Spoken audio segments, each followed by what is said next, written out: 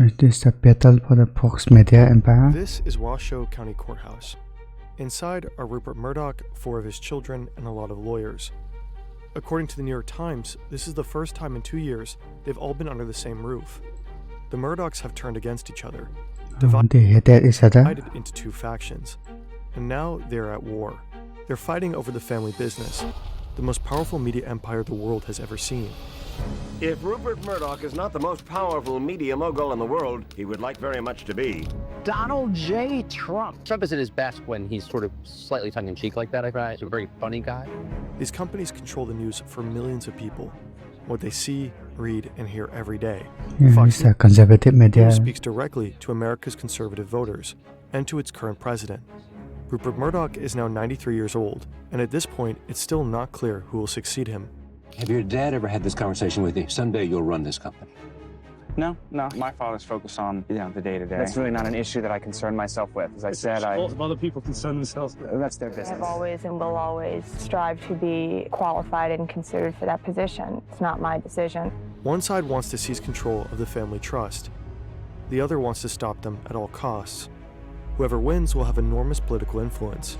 So it's basically like succession. Victory will almost certainly tear the family apart for good.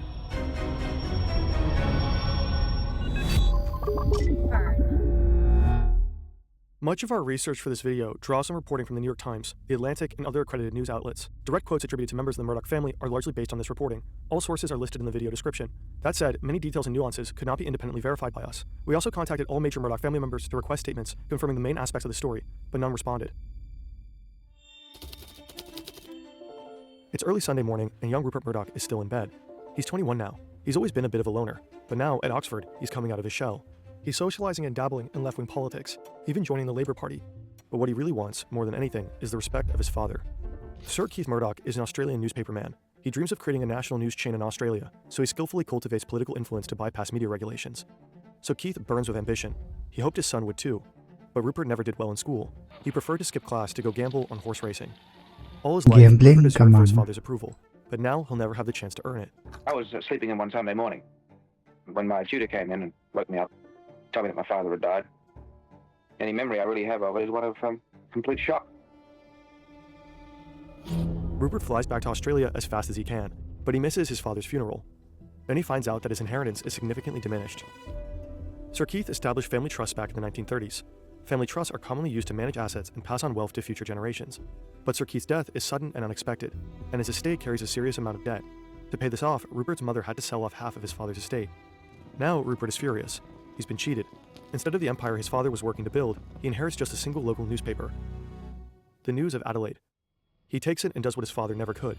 He builds a newspaper empire. By the time he's 40, Rupert has gone further than his father could have dreamt. He founded the first national newspaper in Australia, The Australian, and soon he used that platform to help catapult a politician into the Prime Minister's office. He's conquered Australia. Next up, the rest of the world. भाई मैंने coding interviews के लिए DSA के सारे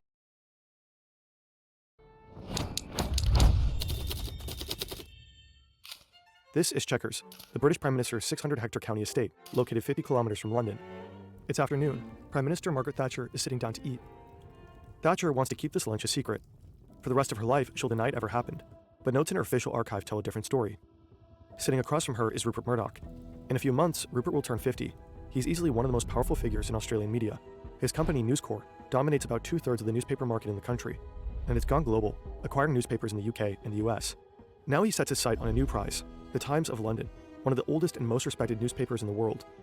Acquiring the Times would give him control over 40% of the British press, a monopoly, according to UK law. Just wants to buy That would mean legal scrutiny. the Times. Possibly hoping to avoid that scrutiny, Rupert is now having lunch with the Prime Minister. Back in Australia, he established a successful formula. First, acquire a newspaper and make it successful through populist journalism, then leverage that success to obtain more properties. Next, gain control over a prestigious newspaper. Respected broadsheets tend to reach a different audience, powerful people, including politicians. Speaking directly to people like this means a chance to influence policy. Through endorsements and editorials, it can even mean having an impact on elections. For a newspaper mogul intent on growing an empire, that kind of influence can be worth its weight in gold. In the UK, Rupert applied his formula on a bigger stage. His toehold was News of the World, a weekly left-wing tabloid newspaper he acquired in 1969. A year later, he added a daily, The Sun. Both papers became known for headlines like these, and for a willingness to focus on sex, drugs, and scandal. The Sun even introduced a new daily feature, a topless page 3 girl. It broke with tradition on Fleet Street, home of the British press. We were tearing up the old ways and inventing a new form of journalism, a new way. We were the enfant terrible of Fleet Street and proud to be so. Sales began climbing. A decade later, The Sun was Britain's best-selling tabloid. The new approach also earned Rupert a nickname. That strata of society called him the Dirty Digger.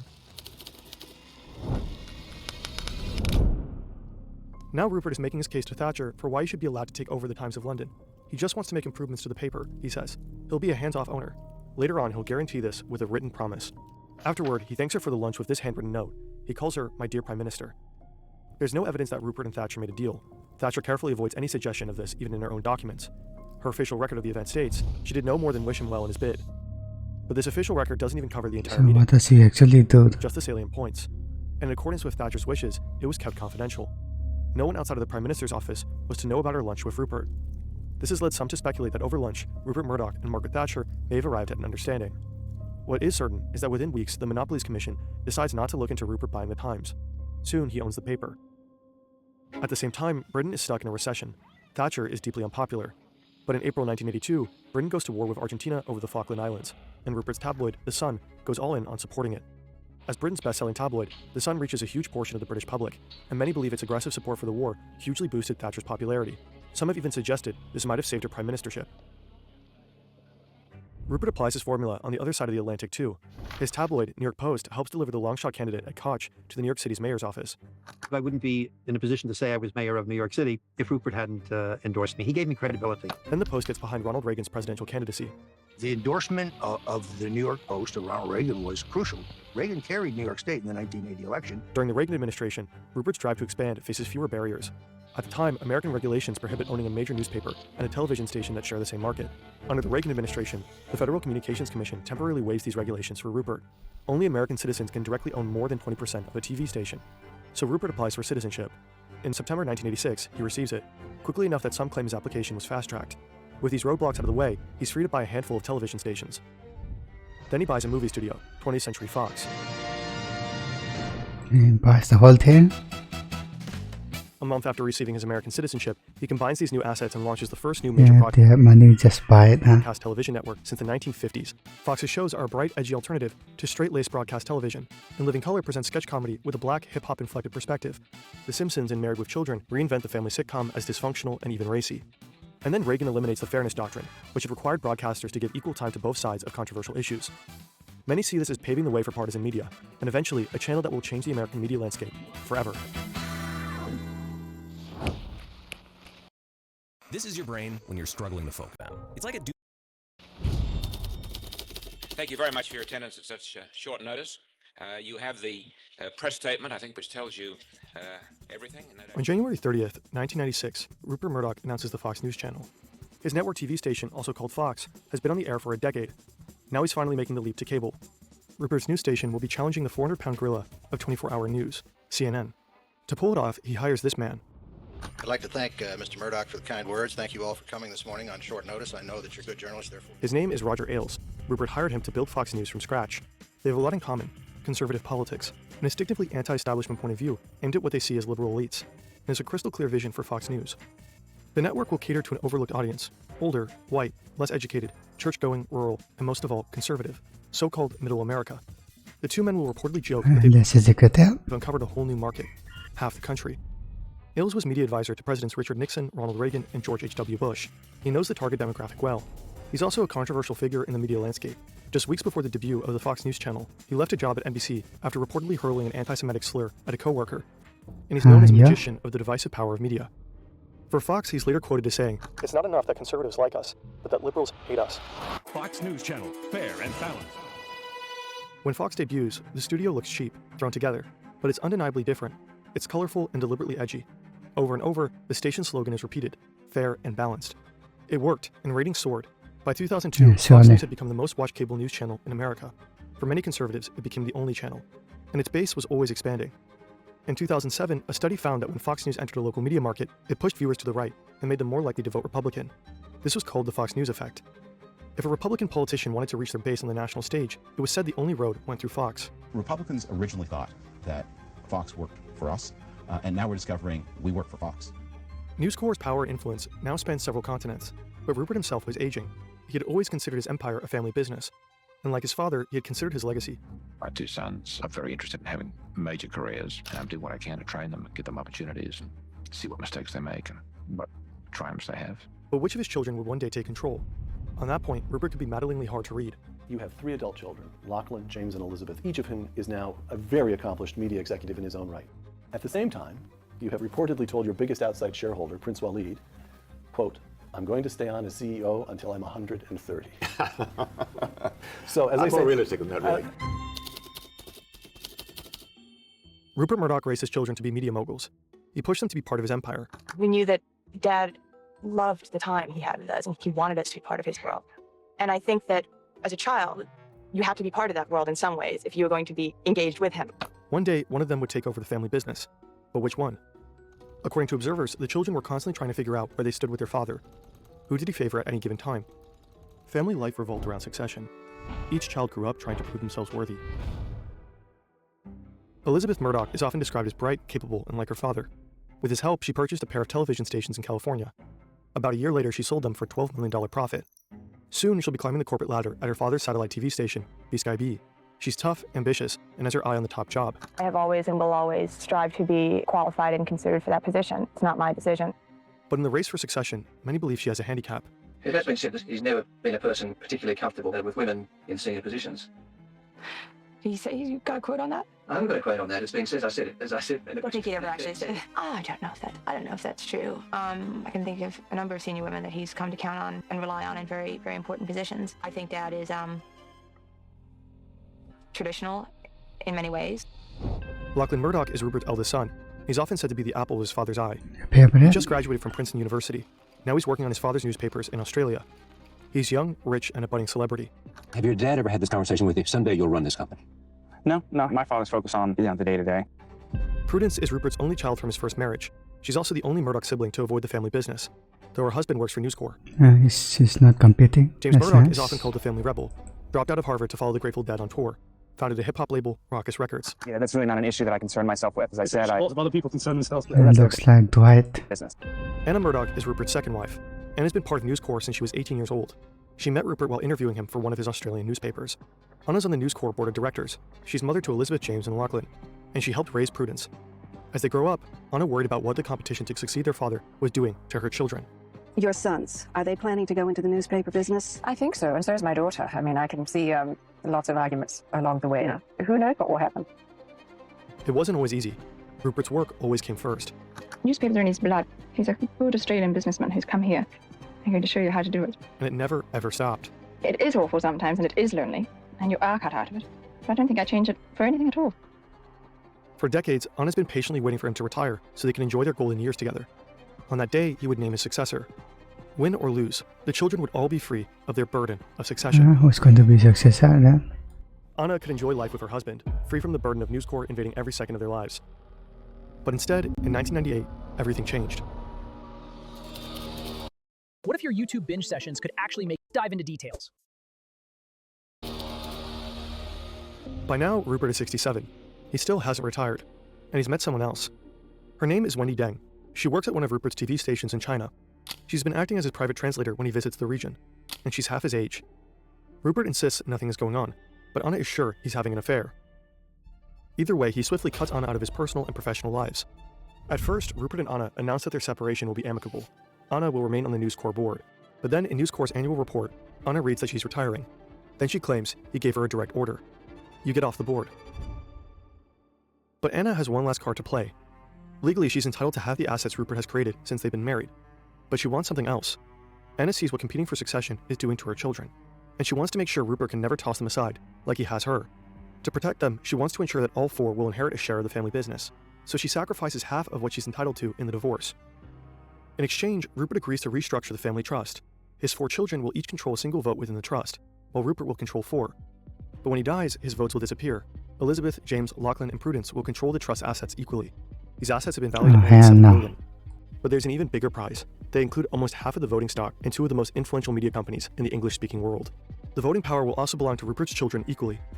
These companies decide what millions of people read, hear, and watch on a daily basis. Managing a huge empire is quite the challenge.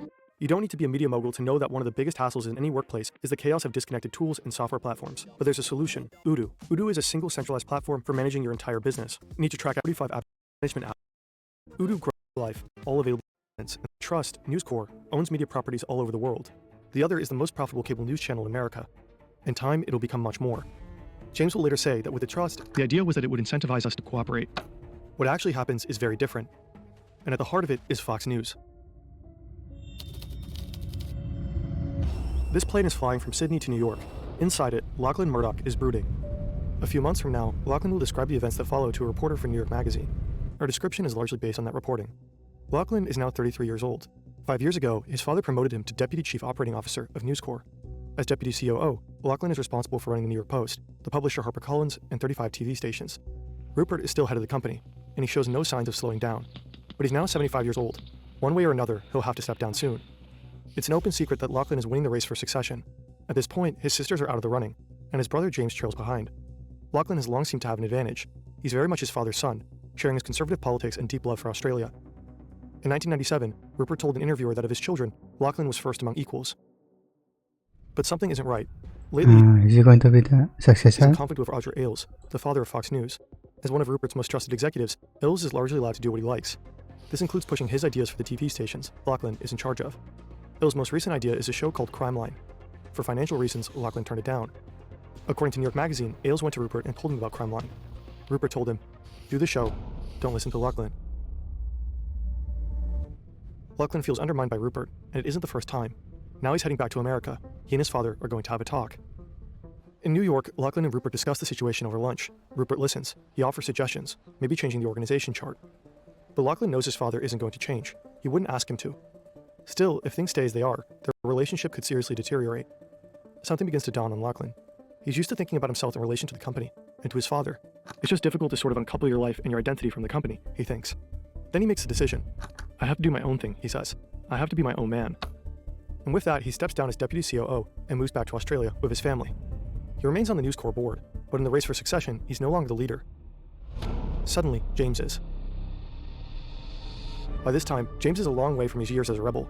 Back in 1995, he co-founded the hip-hop label Raucous Records. But then Rupert bought the label, dragging his son into the family business. He's been busy proving himself ever since. In 2007, he receives a major promotion to running News Corp operations through Europe and Asia. Then something strange happens. James' personality reportedly seems to change. He'd always been energetic, analytical, offbeat. At work, he was known as technocratic and given to business jargon. But now he seems brash, cocky. Some think he's emulating his father, and he's reportedly assembled a loyal team in London. To many, it looks like a rival power center in the company. No one knows exactly how Rupert sees this, but to some observers, he seems proud, and maybe a bit threatened. If your work depends on getting the scientific research right, through papers. In 2010, Rupert proposes something unusual: family therapy. At a retreat at the Murdoch family at Cavan Station, Australia, a specialist will help him and his adult children work. That is not going to They train work. each other. Months later, news of the retreat was leaked to Vanity Fair. The magazine describes how the siblings came together to help James become a better leader and improve his relationship with Rupert. James later described something very different to The Atlantic. According to him, the therapist first met with everyone individually. Then, at a session with the whole family, everything supposedly fell apart. According to James, there was gaslighting, accusations, strategic maneuvering. Even in family therapy, each of the Murdochs were advancing a personal agenda. James describes it as a car crash that left the family in even worse shape. Afterward, Elizabeth supposedly offers to create a family constitution. According to The Atlantic, James helps her. Together, they create a draft, including principles like, "We commit to undertake active dialogue with each other at all times, and to relentlessly communicate openly with trust and humility. And we will be vigilant of and defend against divisiveness, either between us or that which could infiltrate from without." In February 2011, Elizabeth, James, Lachlan, and Prudence reportedly all signed the document. But their newfound resolve to stick together is about to be tested like never before.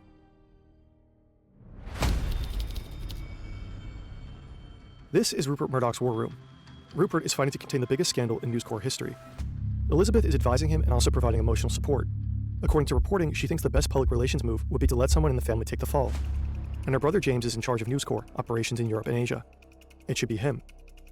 Rupert slept on the idea. He agrees. Then he sends Elizabeth down the hall to fire her brother. From 1996 to 2001, Elizabeth was managing director of the British satellite TV network Sky B, which later changed its name to Sky. She worked hard to position herself as Rupert's successor. Then, in 2000, she abruptly quit. In one version of the story, she let Rupert know by sending him a fax. The exact reason is unknown, but many believe that within the family, Elizabeth had long been hitting the glass ceiling. Years later, James would reportedly say of Rupert, "He is a misogynist." After quitting the family business, Elizabeth was successful on her own terms in a way none of her siblings had been. Her production company, Shine, produced hit TV shows like The Biggest Loser and MasterChef. In early 2011, Rupert bought Shine for $673 million, bringing Elizabeth back into the fold. He also asked her to join the News Corp board. She said yes, but quickly changed her mind, perhaps to distance herself from the massive scandal erupting around News Corp. On July 4, 2011, an article in The Guardian blew the lid off a long-simmering scandal. Reporters from Rupert's beloved tabloid, News of the World, had allegedly been hacking the phones of people they reported on. According to The Guardian, this included Millie Dowler, a teenager who had been abducted and murdered back in 2002. The scandal snowballed. The victims of phone hacking were said to include deceased soldiers, people killed in the London bombing in 2005, and a huge parade of celebrities, even the royal family. This had all happened before James took over as CEO, but he was linked to the scandal nonetheless, and he scrambled to contain the damage. His efforts reportedly included firings, internal changes, and a PR campaign. Practices of certain individuals did not live up to the standards and quality of journalism that we believe in, that I believe in, and that this company believes in. But then Rupert came to London, and things got worse. He spoke to reporters. He met with the parents of Millie Dowler, the murdered teenager. None of this was coordinated with James. Rupert seemed to be undermining his son and CEO at every turn. Testifying before a parliamentary committee, he continued to act on his own. Repeatedly, it even looked like he was throwing James under the bus. As for my comments, Mr. Chairman, in my statement, which I believe was around the closure of the News of the World newspaper. Before you get to that, I would just like to say one sentence. This is the most humble day of my life. Thank you. Oh, this is power. That is the first I've heard of that. Elizabeth follows her instructions and walks down to James's office.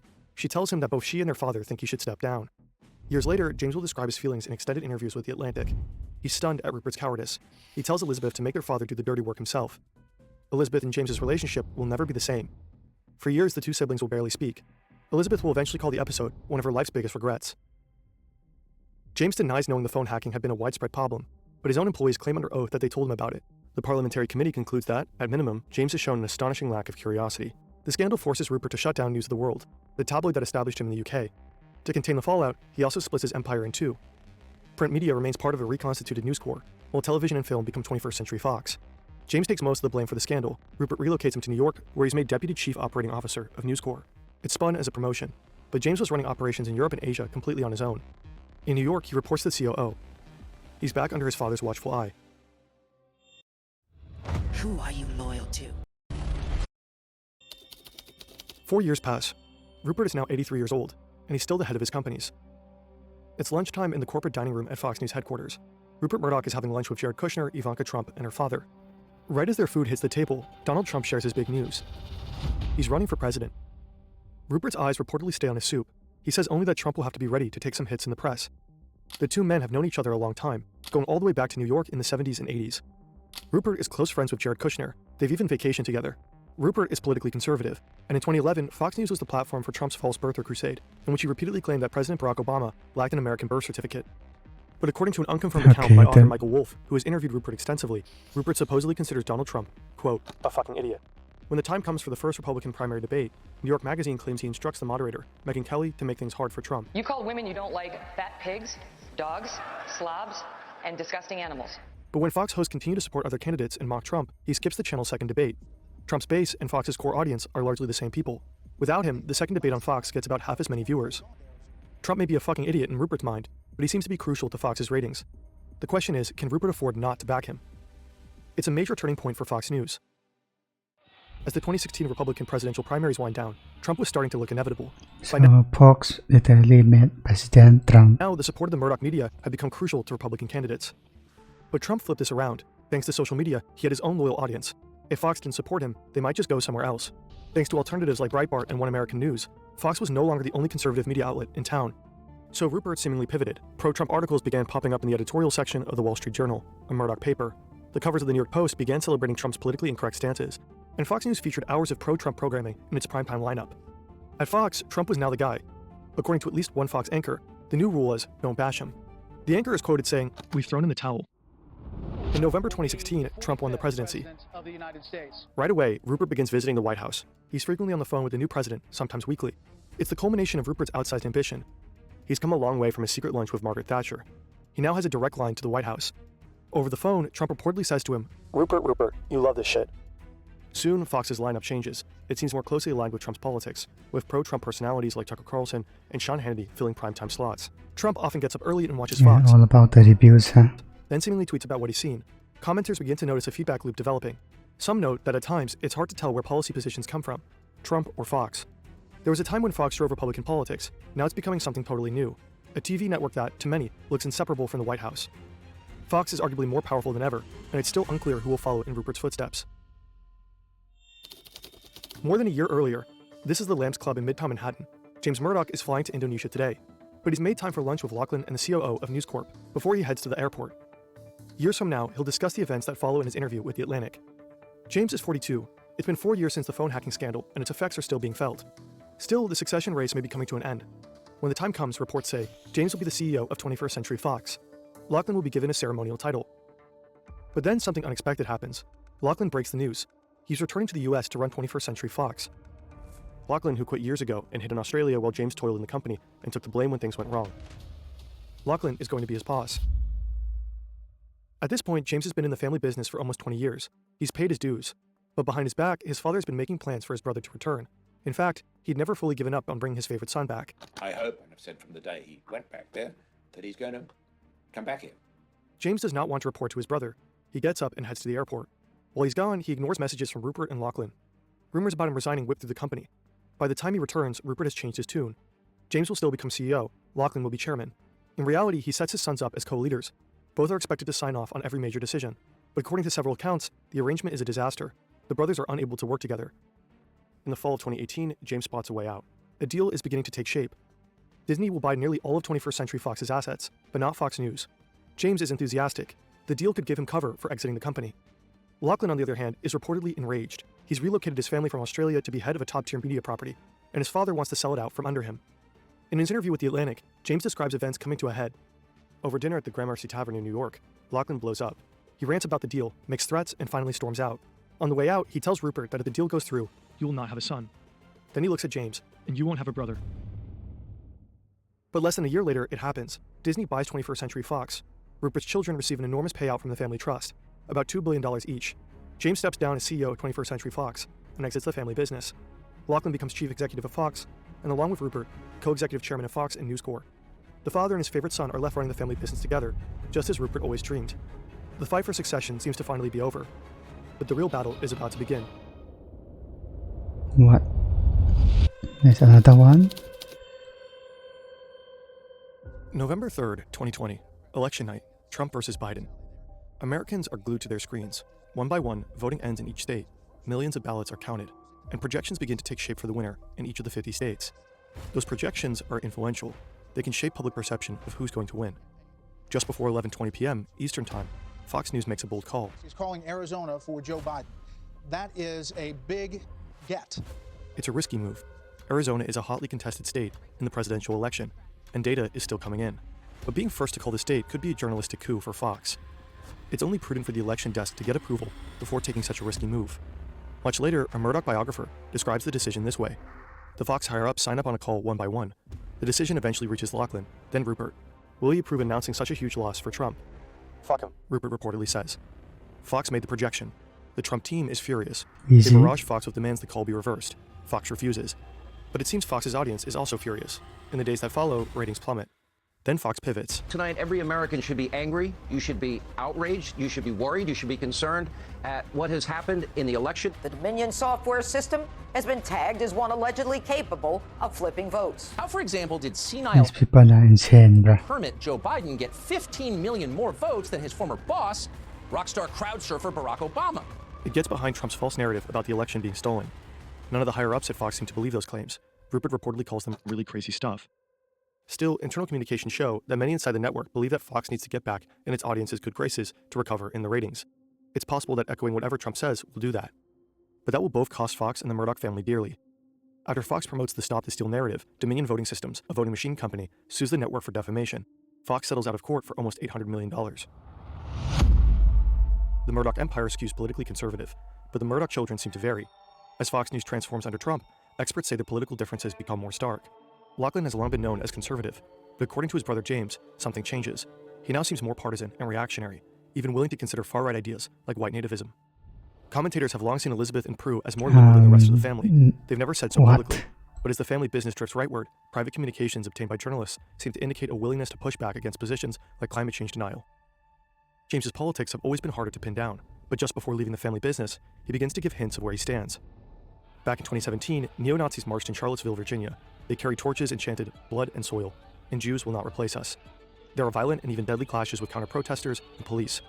When asked about the events, Trump seems to partially defend the neo-Nazis. Some very bad people in that group, but you also had people that were very fine people on both sides. In fairness, this was taken out of context at the time. He's talking about other protesters who were supposedly at this rally. In the same speech, Trump explicitly condemns neo-Nazis and white nationalists. In any case, Fox News defended him. I think the president made a strong and clear message condemning all hate groups. James was disgusted. As CEO, he wanted to release a statement to his employees, making his position clear. But he couldn't face the pushback he assumed he'd get from Lachlan and their father. But his feelings became clear when an email he wrote to colleagues was leaked to the press. In it, he wrote, "I can't even believe I have to write this. Standing up to Nazis is essential. There are no good Nazis."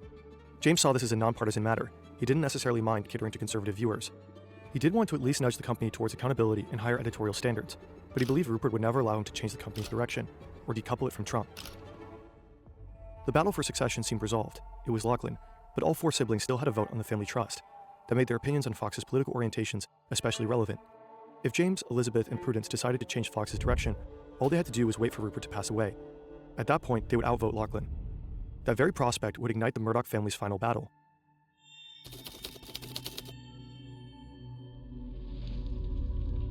It's 2020. This is Australia's Black Summer. Bushfire season has raged out of control, reducing 19 million hectares of land and 3,000 homes to ash. 33 people are dead. Most consider the cause to be at least partially due to climate change, but not the Murdoch properties. They call it arson. So let me deal with the issue head on.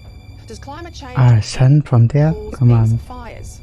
No. So that's the key, the drought. And if the drought can't be blamed on climate change, you can't blame the fires on climate change, especially when so many are deliberately lit. James is still on the News Corps board, but in January he releases a statement. He and his wife don't just believe in climate change.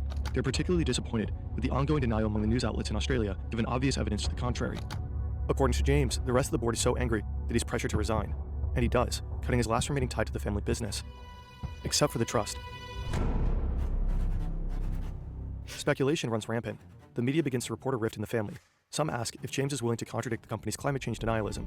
What will he do when Rupert dies? Will he try to drag the family business towards the political center? According to The Atlantic, around this time, James's wife, Catherine, saw a kind of conspiracy theory begin to take hold between Rupert and Lachlan. Rupert had always been known as conservative, but not particularly partisan. His newspapers had supported Thatcher and Reagan, but also the center-left British Prime Minister Tony Blair. In 2008, he and the rest of the family were even upset to have backed Obama. But some believe that in the Trump era, he had grown more partisan. If this was true, and if James, Elizabeth, and Prue were planning to drag the network to the left when he died, that made them a threat. This growing mistrust between the Murdochs sent them on the road to the courtroom in Nevada. The trial that followed would be held in secret, but in 2025, 2 New York Times reporters obtained nearly the entire record of the trial, including a huge number of private messages between the Murdochs that were introduced as evidence. The direct quotes that follow are based on that reporting. According to the Times, after the Disney deal, Lachlan repeatedly tried to buy his siblings out of their shares of the trust and cement his own control. His attempts failed. During the Black Summer, Rupert sent him a message of encouragement. "Been thinking a lot overnight about the deal with James at all. Benefit of getting him out probably outweighs other considerations." Around this time, some observers believe Elizabeth, James, and Prudence were becoming a united front. When Rupert died, it would sort things out. With 3 votes on the trust, they could afford to wait. Soon they would realize just too much power for one man. how unprepared they were. It's April 9th, 2023. Succession is playing on HBO. The show is based on the Murdochs. The series is now in its 4th season. The main character, family patriarch Logan Roy, is modeled on Rupert. So far, the show has been heavily based on real-life Murdoch lore. But in this episode, the show diverges sharply. Attention, major spoilers ahead. Skip until here if you want to avoid them. It seems very bad. I'm so sorry to call you like this. Suddenly and unexpectedly, Logan Roy dies, but it happens off-screen. The viewer experiences Logan's death through the reaction of his children, who find out via a phone call. According to the New York Times, Elizabeth Murdoch is watching, and she feels panic rising inside her. Logan Roy's children are completely unprepared. No one is in charge. Chaos reigns, and eventually they lose control of the company. It all hits way too close to home. Elizabeth's father is now old, very old, 92. In 2018, he tripped and fell while on Lachlan's yacht, suffering life-threatening injuries. In 2022, he was hospitalized with COVID. Someday soon, it will just be Elizabeth, James, Lachlan, and Prudence running the family's trust. The fate of the Murdoch companies will be in their hands. But can they work together? Elizabeth is deeply shaken. So is Mark Devereaux, her representative on the family trust. He sees the episode as a grim warning. "I thought this is exactly the thing we should be avoiding, because that is chaotic." So Devereaux writes what he calls the succession memo. In it, he poses questions intended to prepare Elizabeth, James, and Prudence for what's to come. When they have equal say in the direction of the empire, could James accept Fox News as it is? If not, can someone buy him out? On the other hand, if he and Elizabeth and Prudence want to move Fox News to the center, would Lachlan accept it? But Rupert is still very much alive, and he's making plans to stop this very thing. It's early December 2023. Rupert is here to speak to his daughters. A few months ago, he finally retired. He retains only a ceremonial title, Emeritus Chairman of the Fox Board. But he still controls the trust, and he's about to make big changes. He's called a special meeting of the Trust Board. It's in 2 days. Before he pulls the trigger, he wants to see where Elizabeth and Prudence stand. At 4 p.m., he meets with Prudence. Rupert has talking points prepared. These companies are my legacy. I put everything into them over my life. The Murdoch companies are protector of the conservative voice in the English-speaking world. Yeah, you can bring your company to that Comes out with heaven I or love each of my hell. children, and my support of Lachlan is not intended to suggest otherwise. But these companies need a designated leader. And Lachlan is that leader. Gradually, Rupert reveals his plan. He, Lachlan, and a team of lawyers and executives have been working on it in secret for months. They call it Project Family Harmony. According to reporting by the New York Times, the Murdoch Family Trust is controlled by a single entity called Cruden Financial Services. Cruden is run by 6 managing directors: Elizabeth, James, Lachlan, and Prudence. Each one have a managing director with a single vote. Rupert has 2 directors with 2 votes. Rupert can never be outvoted, but when he dies, his votes will disappear. His 4 children will control the trust equally. So the plan is to create 2 new trustees, Cruden 2 and Cruden 3. Rupert would control one, Lachlan the other. When Rupert dies, control of both would pass to Lachlan. Lachlan would have more power over the trust than even Rupert ever had. Even working together, James, Elizabeth, and Prudence would be completely disenfranchised. But there is a catch. Legally, Rupert couldn't change the trust unless his changes were in good faith and in the best interest of the beneficiaries they affected. So the argument is this: James, Elizabeth, and Prudence are planning to change the political orientation of Fox News. If they did that, ratings would drop, shares would become less profitable, and the trust would suffer. With Lachlan in total control, Fox would remain profitable, benefiting everyone. When her father is finished, Prudence is lost for words. All she can manage is, right. Later he explains the plan to Elizabeth. Her response is more straightforward. You are completely disenfranchising me and my siblings. You've blown a hole in the family. Rupert leaves London without either daughter's support. Later, Elizabeth texted Lachlan that Project Family Harmony was a massive gut punch. Lachlan wrote back, "Hey Liz, I really appreciate your support. Today is about Dad's wishes and confirming all of our support for him and for his wishes. It shouldn't be difficult or controversial. Love you, Lachlan." The special meeting happened over Zoom. Rupert read out the changes from a prepared script. The next day, he formally filed the changes to the trust. Later on, details would emerge that suggested the changes had a single target: James. In Project Family Harmony documents, he was called a troublesome beneficiary or just troublesome. The real goal was to stop him at all costs. Later, Rupert sent James a copy of his script from the Zoom call. A note said, "James, still time to talk. Love, Dad. P.S. Love to see my grandchildren one day." Ironically, with these changes, Rupert had started the very rebellion he was trying to avoid.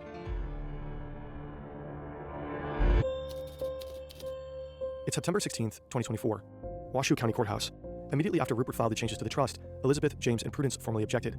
They're inside these SUVs. Half an hour later, the second wave with Rupert and Lachlan arrives. Today is their first day in court. The descriptions that follow are based on records of the trial obtained by the New York Times. Rupert is the first in the family to take the stand. He's 93. His voice is sometimes faint, but he still seems perfectly lucid. He's asked about his motivation in changing the trust. He says if there's uncertainty about the management, the public will feel it. Inside, the company would feel it. Ensuring Lachlan's succession will eliminate this uncertainty. Once and for all, everyone will know where they stand.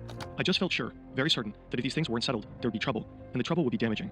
The opposition lawyers question him. Isn't Project Family Harmony really about preserving Rupert's legacy by keeping Fox News on the political right? Rupert tells him there's no difference between the two. If Fox changes its political orientation, its audience will rebel again. Lachlan will keep things as they are, ensuring that the network and that the family's trust shares remain valuable. That benefits the whole family. His whole case rests on this argument. The changes are only intended to benefit shareholders. But then he keeps going. Fox News cannot fall into the wrong hands. It will be a disaster if it does.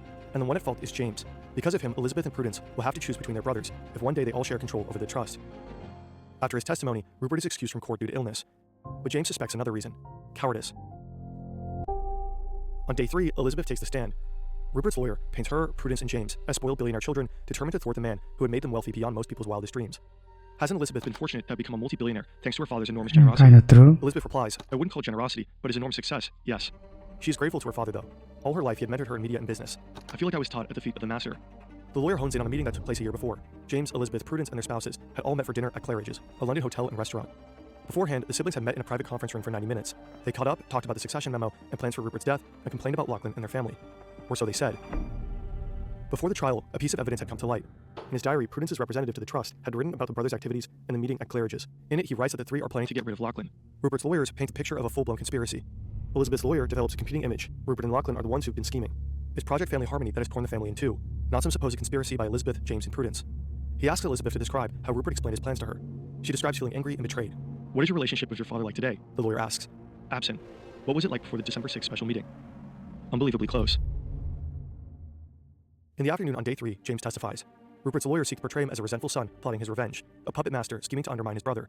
James admits they talked about outvoting Lachlan when their father died, but he insists they never discussed a coup. The lawyer asks about the dinner where Lachlan had essentially disowned him because of the Disney deal, and James is surprised to find himself crying. Later on, he chokes up when discussing his relationship with his father. You know, there have been a lot of hurtful things over the years, he tells the court. We worked together very closely for a long time. It's hard. But he's direct when asked about identifying as the troublesome beneficiary. He calls the label garbage. They're making stuff up, or believing things that are being told to create some sort of boogeyman that is a justification for stealing stuff they didn't want to buy. Day 4, Lachlan is called to the stand. A question hangs over the trial. Is he the target of a plot by his siblings, or is he targeting them? He insists that evidence of a plot against him has been piling up for years. He says thousands of stories in the media have quoted anonymous sources close to James, confirming his plans to oust Lachlan. One unauthorized biography of Lachlan quotes an anonymous source. Lachlan gets fired the day Rupert dies. As Lachlan sees it, quotes like this clearly come from people close to James. Taken together, they show why Lachlan and Rupert had to act. But under cross-examination, cracks begin to appear. Lachlan can't prove that the anonymous sources come from James. In fact, he's changed his mind. Now he thinks they're people close to Elizabeth.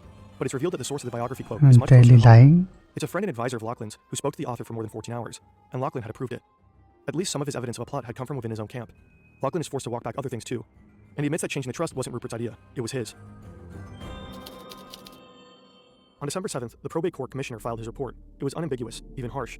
Rupert and Lachlan had acted in bad faith. Item by item, he dismissed the supposed evidence of a sibling plot. The Claridge's meeting had amounted to no more than a casual and inchoate conversation. Lachlan's testimony had been misleading. Statements he had made about a failed corporate merger were an example of Lachlan Murdoch's lack of candor with the parties and on the witness stand. Ultimately, the changes to the trust were a carefully crafted charade. Their motivation was political, to ensure that Rupert's companies continue to be alternative conservative voices in media after he dies. Rupert and Lachlan immediately appealed. According to the New York Times, their chances of success were slim. James, Elizabeth, and Prudence intentions remained unknown. Time seemed to be on their side, though. When Rupert died, they would have the power to reorient the Murdoch companies. Behind the scenes, things may not have been so cut and dried. According to the reporting by the New York Times, in February 2025, the balance of power seemed to shift. Rupert and Lachlan's appeal nudged forward, with a state judge requesting oral arguments. And The Atlantic published a profile of James. In it, he criticized his father and brother and shared sensitive details of the sealed court case. Rupert and Lachlan's lawyer pounced, requesting sanctions against James and a whole new trial. Outside of the trial, Rupert seemed more powerful than ever in some ways. Trump is once again president. Former Fox employees pepper the administration, including Trump's cabinet. Rupert has resumed his visits to the White House, though his relationship with Trump isn't without turbulence. In July 2025, Trump even sued Rupert in his paper, The Wall Street Journal, for his claims about a body note he allegedly wrote to Jeffrey Epstein.